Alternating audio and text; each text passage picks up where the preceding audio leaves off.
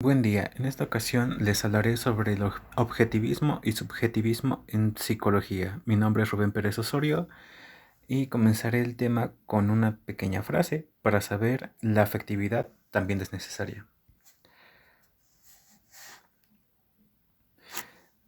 Como contenidos tenemos la introducción, objetivismo o subjetivismo, el individuo es el único con acceso a la mente y por último la actividad.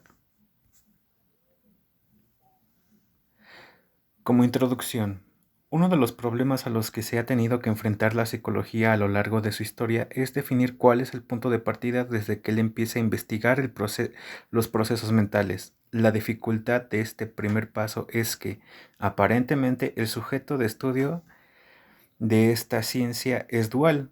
Por un lado está el objetivo y por el otro está lo subjetivo. El objetivismo. Podríamos comenzar retomando esta tendencia a las concepciones materialistas de la antigüedad griega. En particular, puede ponerse en relación con la teoría de los animales máquinas de Descartes, con la que, como es sabido, enlaza el materialismo francés del siglo XVIII. Según Descartes, los animales no tienen alma, son meras máquinas, y lo que puede hacer una psicología animal es entender este mecanismo. Comte, 1708-1857, fue un filósofo fundador del positivismo, un enemigo acérrimo de la introspección. Según él, en la introspección, el examen directo de la vida psíquica es imposible porque el sujeto no puede dividirse en dos partes, la que observa y la que es observada. Mientras actúa, se es activo, pero no se observa. Ahora bien, la epistemología objetivista. Los objetivistas creen que existe un conjunto de hechos objetivos y fiables, principios y teorías que o bien han sido descubiertos o delineados o que lo serán en el transcurso del tiempo. Muy bien, frente a este movimiento por la psicología gundiana se presentan dos grandes corrientes. La primera se aparta de la psicología de las ciencias naturales y partía de la concepción fundamental de la vida del espíritu. Era algo sui generis, para cuya investigación no servían en lo fundamental los conceptos ni los métodos de las ciencias de la naturaleza. Frente a esta dirección encontramos la segunda gran corriente, que se halla constituida por una serie de posiciones que quieren hacer de la psicología una ciencia biológico-natural, entendiendo por dicho término solo aquello que se puede observar por los medios y conceptos de la fisiología. Ahora pasamos a los enfoques objetivistas en la enseñanza. Aquí un curso siempre debe de presentar un conjunto de conocimientos que hay que aprender, que pueden consistir ya sea en fórmulas, tecnologías, hechos, principios, teorías, etc. La responsabilidad en gran parte es por parte del estudiante, ya que su deber es comprender, producir y mejorar conocimientos transmitidos en el marco epistemológico de alguna disciplina, basado en la evidencia empírica y en la prueba de la hipótesis.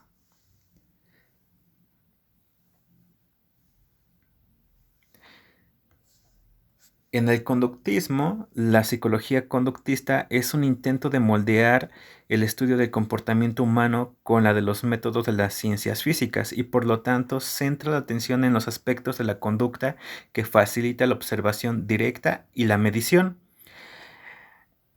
En este enfoque subyace la creencia que el aprendizaje se rige por principios invariables y que estos principios son independientes del control consistente por parte del alumno.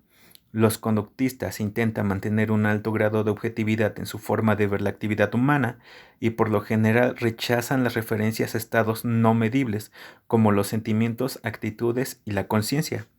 El comportamiento humano está por encima de todo y considera predecible y controlable. El conductismo por tanto proviene de una posición epistemológica fuertemente objetivista. La teoría de aprendizaje de Skinner proporciona la base teórica subyacente para el desarrollo de las máquinas de enseñanza, los objetivos de aprendizaje medibles, la enseñanza asistida por computadora y las pruebas de opción múltiple. Con el énfasis en la recompensa y el castigo como motores de aprendizaje, que resultan de respuestas predefinidas y medibles, el conductismo es la base de concepciones populistas de aprendizaje entre muchos padres políticos y deberían destacarse que entre los científicos informáticos interesados en el aprendizaje automatizado. Ahora bien, en resumen, podemos decir que 1. Para algunos el espíritu no es más que materia o algo análogo a ella, ya sea energía.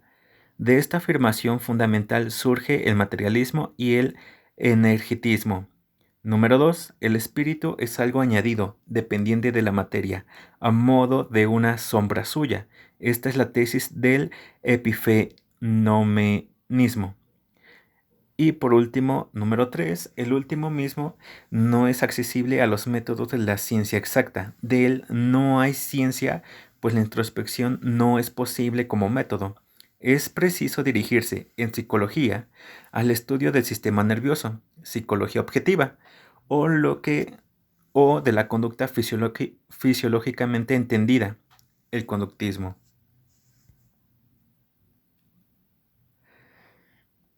Ahora, comenzamos con el subjetivismo.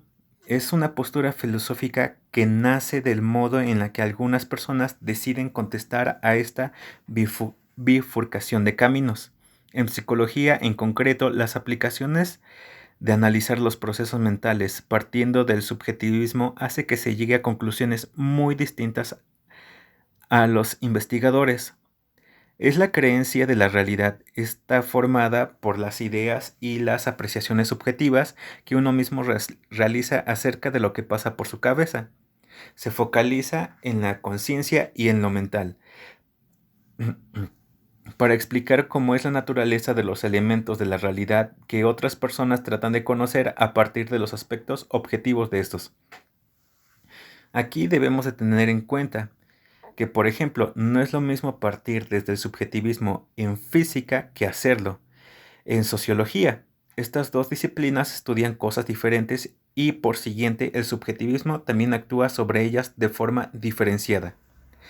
La psicología, en psicología hay cierta particularidad de ser el ámbito de conocimiento en el que aquello que se estudia, puede ser considerado aquello desde lo que parte la intención y la acción de estudiar la realidad, algo que no se presenta en muchas o en ninguna otra disciplina.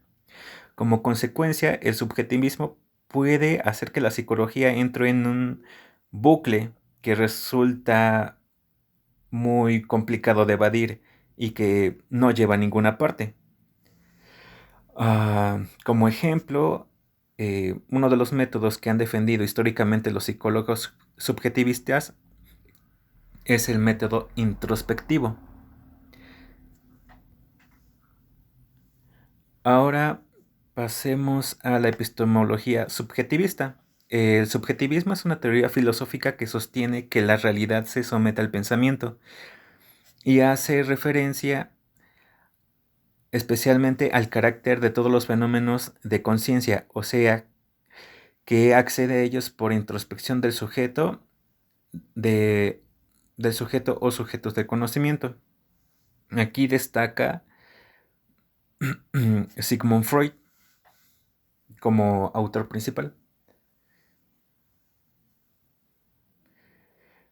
Muy bien, para Sigmund Freud, el paciente empezaba a pronunciar en voz alta ideas o palabras que opinase que estaban relacionadas con la idea que el psicoanalista quería investigar. De él dependía saber qué información era lo suficientemente relevante para decirla, y de él dependía también esa búsqueda a través de los recuerdos y de la imaginación para llegar a algo que pudiese hacer avanzar a la sesión.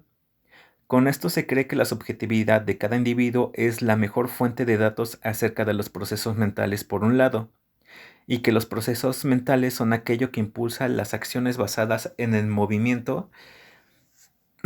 En el movimiento.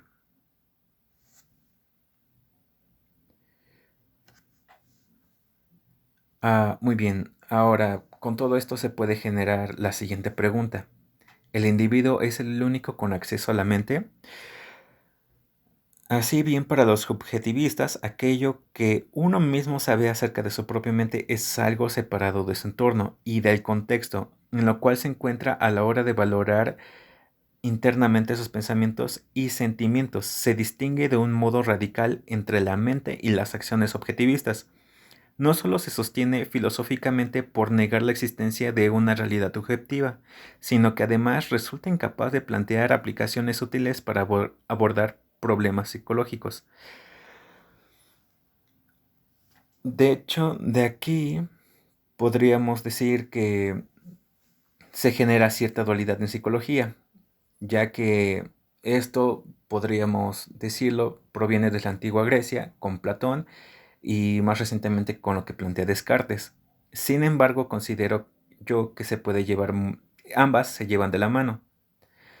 Como ejemplo, el siguiente video.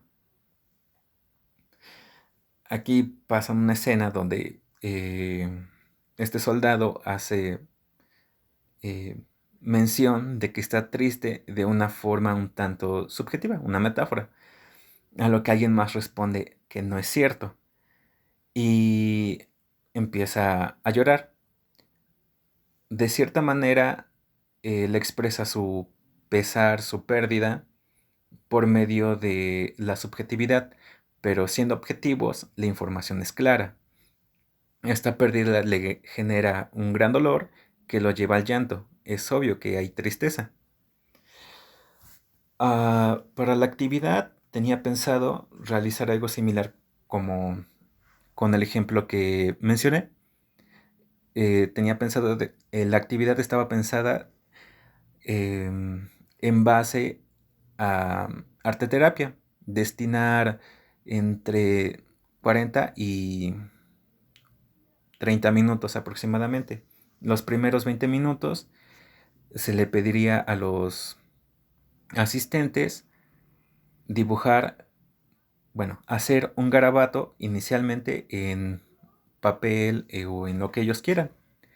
De ahí identificar formas y tratar de hacer un dibujo de lo que sintieran en ese momento. Una vez terminado el dibujo, pediría de forma voluntaria a 3 personas que respondieran a las siguientes preguntas. La primera sería, ¿qué es lo que veo en el dibujo? Después, mm, preguntaría si algo de lo que se dibujó y se vio en el dibujo conecta con el tú de ahora. Y por último, pediría que me dijeran qué mensaje se llevan de ellos mismos. Ah, Tenía la idea de cierta manera mezclar esto. Partimos desde un garabato, algo completamente subjetivo, y de ahí le van dando forma, le van dando de cierta manera de sentido a un objeto. Y con esto veríamos como que en parte la combinación de todo esto.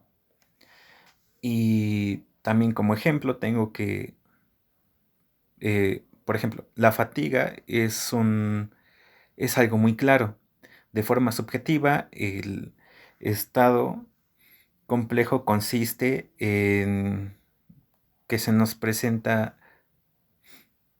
pues la fatiga. Y de forma objetiva se nos presenta como de cierta manera modificaciones fisiológicas que se van presentando en un diagrama de ergof- ergo- ergógrafo.